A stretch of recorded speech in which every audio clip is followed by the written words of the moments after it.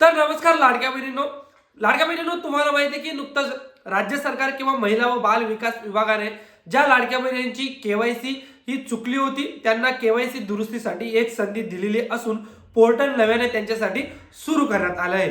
परंतु आता प्रश्न हा पडतोय, ज्या लाडक्या बहिणींनी अद्यापही आपली ई केवायसी 31 डिसेंबर पर्यंत केलीच नव्हती तर त्या लाडक्या बहिणींचं काय? त्या लाडक्या बहिणींचाही राज्य सरकार किंवा महिला व बाल विकास विभागाने विचार करायला हवा. हा सुद्धा खूप महत्वाचा प्रश्न आहे. कारण लाखो ज्या लाडक्या बहिणी तर त्या लाडक्या बहिणींनी आपली काही कारणास्तव जी ई केवायसी तर ती ई केवायसी प्रोसेस केली नाही. त्याच्यात सर्व्हर प्रॉब्लेम किंवा घरामध्ये काही इमर्जन्सी असेल, मेडिकल इमर्जन्सी प्रॉब्लेम असेल, तर अशा धावपडीमध्ये त्यांची ई केवायसी राहिली असेल तर मला वाटतं अशा लाडक्या बहिणींना सुद्धा 10 ते 15 दिवसाची मुदत ही राज्य सरकार किंवा महिला व बाल विकास विभागाने करण्यात हवी किंवा त्यांना मुदत दिली गेली पाहिजे.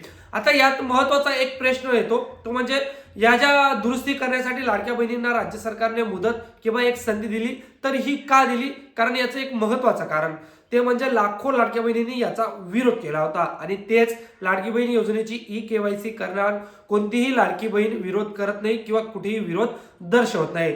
ज्या लाडक्या बहिणींना नोव्हेंबर आणि डिसेंबरचे पैसे मिळाले नव्हते तर त्या लाडक्या बहिणींनी अक्षरशः महिला व बाल विकास विभागामध्ये जाऊन आंदोलने केली, महामार्ग रोखले आणि बऱ्याच ठिकाणी पत्रव्यवहार सुद्धा त्यांनी केला. त्यामुळे याचाच जो प्रेशर आहे तर तो गव्हर्नमेंट किंवा सरकारवर गेला आणि सरकारने त्यासाठी नवीन एक संधी दिली आणि त्यामुळे आता लाडक्या बहिणी आपली ई केवायसी दुरुस्ती करत आहे. तर हेच महत्वाचं कारण आहे. ज्या लाडक्या बहिणींना ई केवायसी दुरुस्तीची संधी देण्यात आलेली तर त्या लाडक्या बहिणींनी भरपूर ठिकाणी आंदोलने केली होती, निवेदनं दिली होती, त्याचाच परिणाम त्यांना पुन्हा एक नवीन संधी देण्यात आलेली आहे. आता सरकार खरोखर ज्या लाडक्या बहिणींची ई केवायसी राहिली याचा विचार करेल का? तर याचा प्रश्नाचं उत्तर तुम्हाला हेच सांगतो की सरकार अद्यापही याच्याबाबत मला कुठेही सकारात्मक दिसत नाही. कारण जरी सरकारने तो विचार केला असता तर मला वाटतं याच जी ई केवायसी दुरुस्तीची प्रोसेस चालू आहे तर यासोबत ई केवायसीची संधी सुद्धा पुन्हा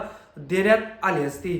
त्यामुळे तुमच्यासाठी एकच होप असू शकतो, तो म्हणजे येणाऱ्या काळात सरकार याच्या संदर्भात पॉझिटिव्ह विचार करेल आणि ज्या लाडक्या बहिणींची ई केवायसी राहिली असेल तर त्यांना ई केवायसी करण्यासाठी मुदत ही उपलब्ध करून देईल. कारण याच्यामध्ये लाखो लाडक्या बहिणी आहेत, हा आकडा खूप मोठा आहे.